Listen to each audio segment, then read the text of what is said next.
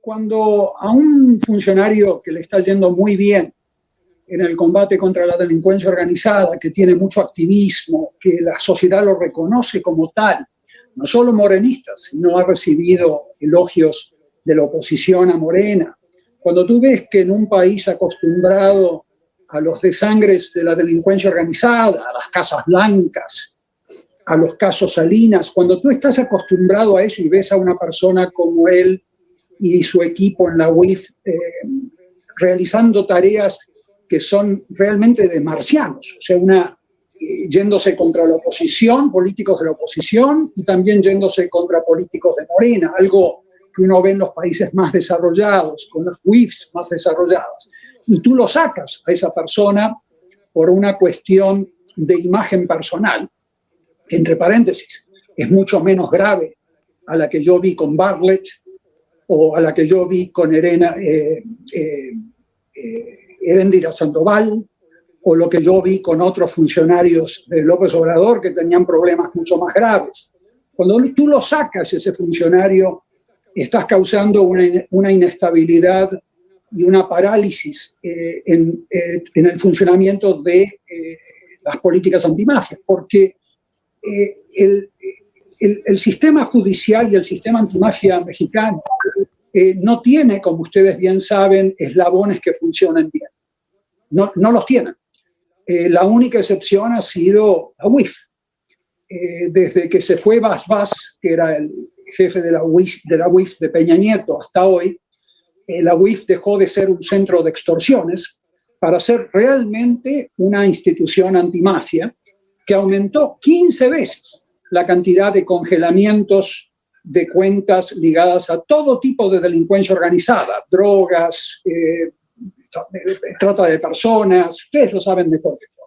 Cuando tú quitas a una persona así, estás causando una inestabilidad a un estado débil que tiene un solo eslabón que funciona, y estás colocando a un político a quien yo reconozco como un gran líder de un movimiento social, que para mí los movimientos sociales como el del 68 o el de Martin Luther King o el de Mandela son brújulas morales, para mí, que yo admiro eso, admiro que la gente haya sido presa política, pero después el señor se insertó en un sistema político donde él estuvo décadas metido ahí, que ese sistema político llevó a México a la catástrofe en donde está hoy.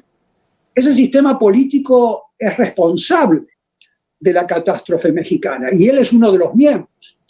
Yo he leído sus obras. Yo sigo a la gente cuando habla de corrupción o cuando escribe de corrupción, y yo celebro que Pablo Gómez haya escrito sobre un libro recientemente sobre corrupción que yo leí, donde él define al Estado mexicano como un Estado corrupto.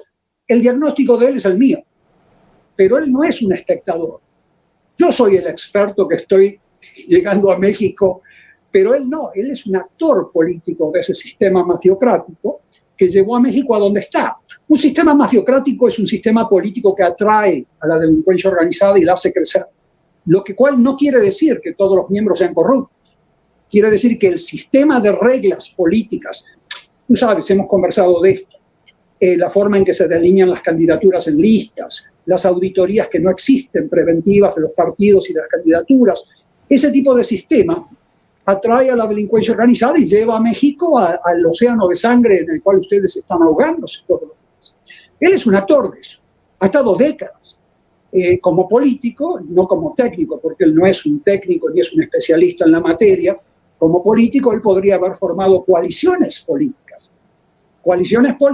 para generar, por ejemplo, una ley de extinción de dominio con 10 causales que se lleve por delante a la delincuencia organizada en su ámbito patrimonial, empresas farmacéuticas, empresas de la construcción. 10 causales como las que tiene Francia, Alemania, Colombia, Brasil, Estados Unidos, Canadá. No lo hizo. Entonces, si él entiende de corrupción, tendría que entender que su rol, todas estas décadas en donde él estuvo ahí, debería haber sido el de impulsar una ley de extinción de dominio con 10 causales, y no la vacilada de ley de extinción de dominio que tienen hoy, que fue el producto de lobbies de la delincuencia organizada. El cartel de Sinaloa enviaba a sus abogados a hacer lobby al Congreso. Entonces, eso es lo que yo critico cuando yo veo a políticos hablando como turistas japoneses. El Estado es corrupto. Sí, ya sabemos que es corrupto. Han muerto cientos de miles de personas. Él ha pagado con su propia vida prisión política debido a eso. Pero después se insertó durante muchos años. Y yo no le conozco ninguna reforma de trascendencia a Pablo Gómez. Por otro lado, Santiago Nieto, cuando yo comencé a elogiarlo, primero yo fui a evaluarlo sin contrato, sin cobrar. Fuimos a evaluar a él cómo funcionaba como FEPADE, antes de elogiarlo.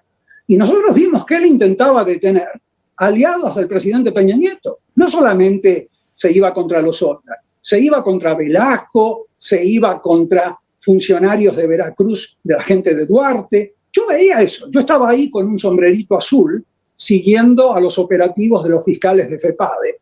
Yo lo tengo en video. Yo veía cómo él intentaba detener a la mano derecha, a una de las manos derechas de Velasco en Chiapas, o la gente de Duarte cuando iban con cajuelas llenas de dinero a comprar votos. Yo veía eso, lo vi personalmente, no es que me lo contaron o lo descubrí en un cubículo académico, yo lo vi.